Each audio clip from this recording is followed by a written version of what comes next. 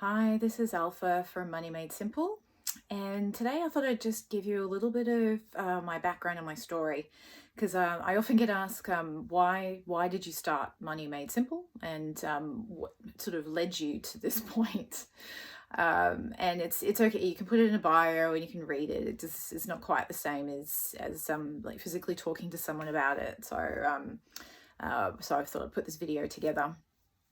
Well, basically, I started out in school, did your normal kind of things, really, nothing particularly unusual. Went to university, studied something. I did marketing and international business, and when I finished uni, I couldn't find a job. I don't know how many jobs I applied for, and I didn't even get interviews for any of them. So I was clearly at a bit of a crossroads. I went overseas for a few months and just explored and journey of self-discovery and that sort of thing. Although that wasn't really the purpose. I do love to travel and experience new places. And then when I came back, I was sort of faced once again with oh dear, I have a uni degree, but I can't seem to get a job. So I went back to uni and I did a master's of professional accounting, and then went down to the graduate path in one of the big, there were 5 at the time, there's now 4 accounting firms, and I worked in corporate tax for a number of years. And while I really liked the people I worked with, I didn't like the work very much. So I moved into the sort of the commercial side. So I worked at Virgin Blue for when it was still called Virgin Blue for a number of years, and then I came to the realization once again I loved the people I worked with, but I just didn't. Tax was just not for me. So took a risk, made a career change. I'd done a bit of study as well in writing, because I really enjoy writing and creating. Which is intriguing, because one of my core values is creativity. So that once I learned all this stuff, it all started everything that a journey I'd been on up until that point had like completely made sense. So I ended up in like management consulting for almost a decade, and I enjoyed the variety. It was quite interesting. Some clients were easy to work with, some weren't so much, but I learnt a lot. And then so once, because that journey, I'd started to earn quite a lot more, and I had no idea what to do with it. In the beginning, I started spending money because, well, I had more money, so it was this exciting sort of situation to be in, really. So I ended up with credit card debt, which I had never had in my whole life. Both my parents were spenders. So I saved, like I became like a squirrel saving my acorns, because I didn't want to end up like my parents. But here I was now in my 20s, my late 20s, with credit card debt, and no real savings. So I was quite shocked actually that I could end up in that situation.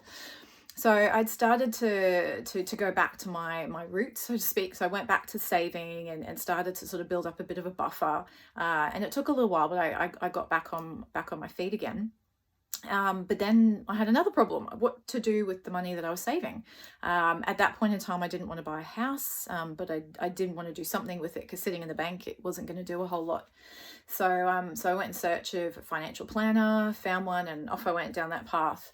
And it took me probably about a year to realize that I was paying a lot of money in fees, but I wasn't really getting anything for that. And I was paying money in fees regardless of what my portfolio was doing. So I started to ask questions, and I don't know if you've watched any of my other videos, I'm a big fan of curiosity and asking questions. And I didn't really like the answers I was getting. So I actually went and did the diploma of financial planning, because I was curious, and I had a real interest, and I wanted to find out what was going on. I couldn't find anywhere that was really going to tell me how to deal with money. So what saving, spending, investing, superannuation, like it was really a minefield of emptiness, to be honest.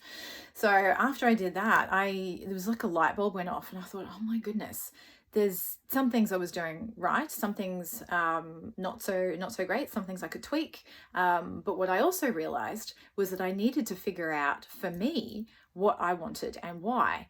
I was getting pressure from my father to invest in property, but it just wasn't for me. What do I do? So it all kind of came onto like a personal development journey, and then also my money education journey, and it all intertwined. It was really quite interesting how all of that started to really come together. So the self-discovery, like the values and all that coming together with understanding about money itself and linking these two together, which is why I focus very much on values and money, because until you understand what you value in life, you don't really, it's a bit aimless and directionless as to where you're actually headed. And it gives you a lot more confidence in the decisions that you make as well, because there's so much information out there.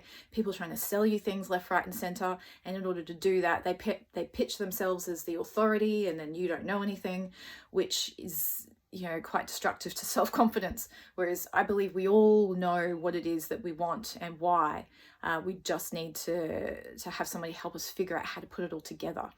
So that's how Money Made Simple then came about, because all the stuff I'd learned, I was like, I need to get this down.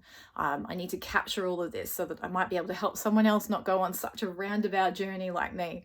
So if you have any questions or any stories you'd love to share, I would love to hear them. So I hope that gives you a little insight into how Money Made Simple came about.